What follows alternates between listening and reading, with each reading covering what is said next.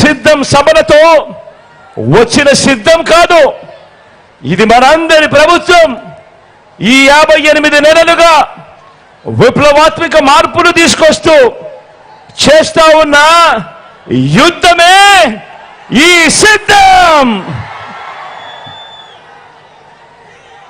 మీరే గమనించండి, మన సమాజంలో ప్రతి రంగాన్ని మీ బిడ్డ ప్రభుత్వం అధికారం దక్కిన మొట్టమొదటి రోజు నుంచి ఎలా సిద్ధం చేసిందో మీరే గమనించండి అని మిమ్మల్ని అందరినీ కూడా కోరుతా ఉన్నా. చరిత్రలో ఎన్నడూ కూడా జరగని విధంగా అనేక మార్పులకు ఎలా శ్రీకారం చుట్టామో మీరే గమనించమని కోరుతా ఉన్నా. గతంలో ఎప్పుడూ జరగని విధంగా ఈ 58 నెలల కాలంలోనే గ్రామ స్థాయిలోనే రాష్ట్రంలో ఎప్పుడూ చూడని మార్పులతో వ్యవసాయ రంగం గ్రామంలో సిద్ధం. ఈ 58 నెలల్లోనే, ఈ 58 నెలల కాలంలోనే విద్యా రంగంలో విప్లవాత్మక మార్పులతో మన గవర్నమెంట్ బడి సిద్ధం. ఈ 58 నెలల కాలంలోనే గ్రామ స్థాయి నుంచి వైద్య ఆరోగ్య రంగంలో అనేక విప్లవాలతో గవర్నమెంట్ ఆసుపత్రి సిద్ధం. ఈ 58 నెలల కాలంలోనే ఏ గ్రామాన్నైనా, ఏ పట్టణమైనా ఇంటింటికి సేవలు అందిస్తా ఉన్నా వాలంటీర్ల సేవలు సిద్ధం.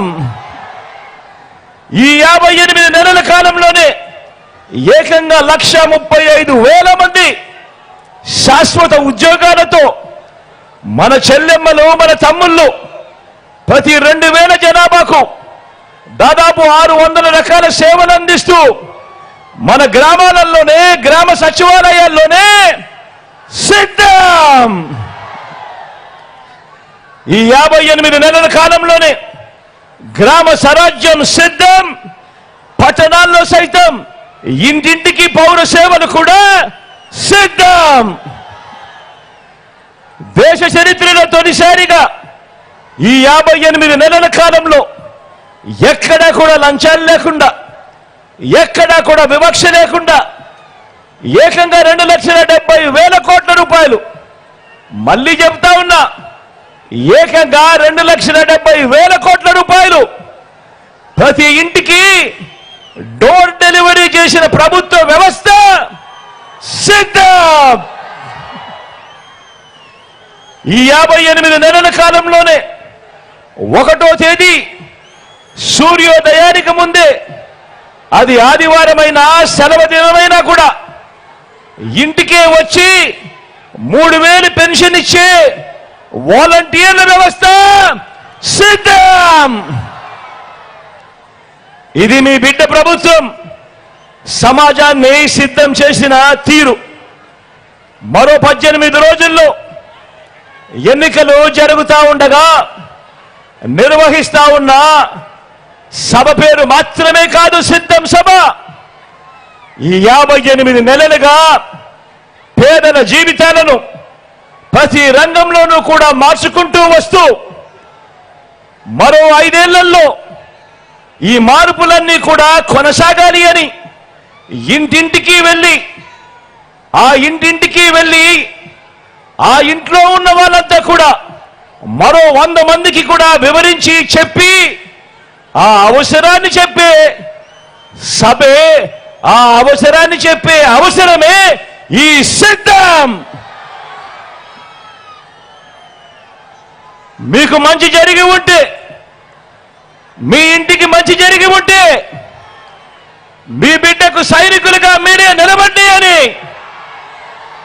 ప్రజల్ని అడిగే సరికొత్త ధైర్యమే సిద్ధం. ఎన్నికలు కాగానే మేనిఫెస్టోను ఒక చెత్తబుట్టలో పడేసి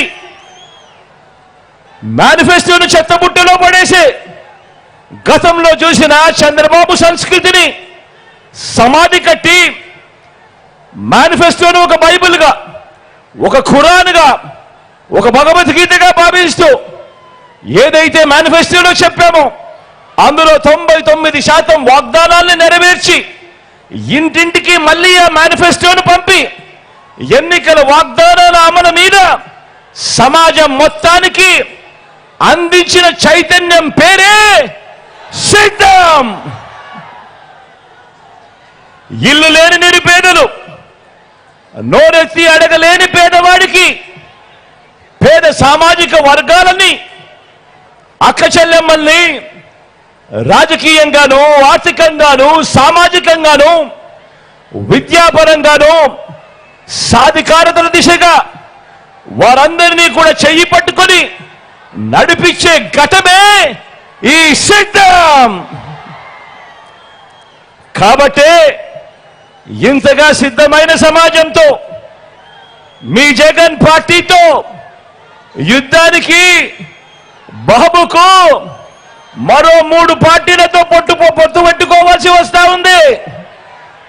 అనేక పార్టీలతో పరోక్షంగా కూడా పొత్తులు ఎత్తుక్కోవాల్సి వస్తా ఉంది. ఇన్నిన్ని కుట్రలకు దిగజారాల్సి వస్తా ఉంది. ఈ చంద్రబాబు గారి పరిస్థితి చూస్తా ఉంటే, ఈ చంద్రబాబు తాను ఇలాంటి 4 మంచి పనులు చేశానని